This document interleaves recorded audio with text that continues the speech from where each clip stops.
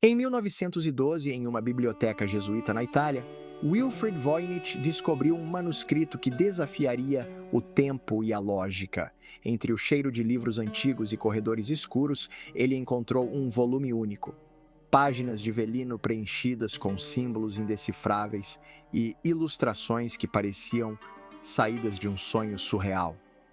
Plantas que não existiam, diagramas astrológicos complexos e figuras femininas em contextos misteriosos fizeram Voynich perceber que estava diante de algo único. Mas ele ainda não sabia que havia encontrado um dos maiores mistérios da humanidade. O manuscrito, posteriormente batizado com o seu nome, começou a atrair a atenção de estudiosos, mas ninguém conseguia decifrá-lo. Ele parecia desafiar os limites do conhecimento humano. Seria um texto codificado ou uma linguagem esquecida? Rumores se espalharam. Alguns acreditavam que era uma farsa, uma criação engenhosa para enganar colecionadores ricos. Outros imaginavam que ele continha conhecimento proibido, ocultado propositalmente. Para entender o presente, era necessário revisitar o passado.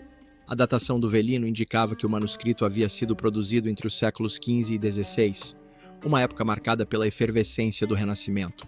A ideia de que Roger Bacon, um filósofo e alquimista do século XIII, pudesse ter escrito o texto intrigava estudiosos. No entanto, as datas não coincidiam. Outra teoria conectava o manuscrito a John Dee e Edward Kelly, ocultistas que serviram à corte da rainha Elizabeth I. Eles poderiam ter criado a obra em suas buscas por sabedoria mística. Mas, novamente, faltavam evidências concretas. Durante sua trajetória, o manuscrito passou pelas mãos de pessoas influentes, incluindo o imperador Rudolf II, que acreditava que o livro continha segredos alquímicos capazes de transformar metais em ouro.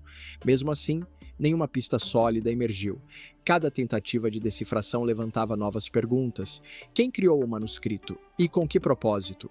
No século XX, o manuscrito atraiu a atenção de criptógrafos renomados. Durante a Segunda Guerra Mundial, William Friedman, um dos maiores decifradores de códigos da época, aplicou métodos avançados para analisar o texto. Ele utilizou estatísticas para tentar identificar padrões, mas mesmo com seus esforços, o manuscrito resistiu. Anos depois, tecnologias modernas, como inteligência artificial, analisaram o texto, identificando estruturas linguísticas que se assemelhavam a idiomas naturais. Ainda assim, não se chegou a uma tradução. Suas ilustrações continuavam sendo um quebra-cabeça, plantas que não existiam, diagramas desconexos e representações humanas que desafiavam a interpretação. Para alguns, era um exercício elaborado de criatividade. Para outros, era uma linguagem perdida. As teorias mais extremas sugeriam que o manuscrito poderia ter sido escrito por inteligências extraterrestres, uma hipótese alimentada por suas características únicas e incompreensíveis. Com o passar do tempo, teorias sobrenaturais e esotéricas passaram a acompanhar a história do manuscrito. Muitos acreditavam que ele continha fórmulas ocultas, talvez ligadas à alquimia ou à busca pela vida eterna. Outras lendas locais o conectavam a livros amaldiçoados que traziam desgraça a seus proprietários. O sobrenatural parecia a única explicação para um texto tão impenetrável.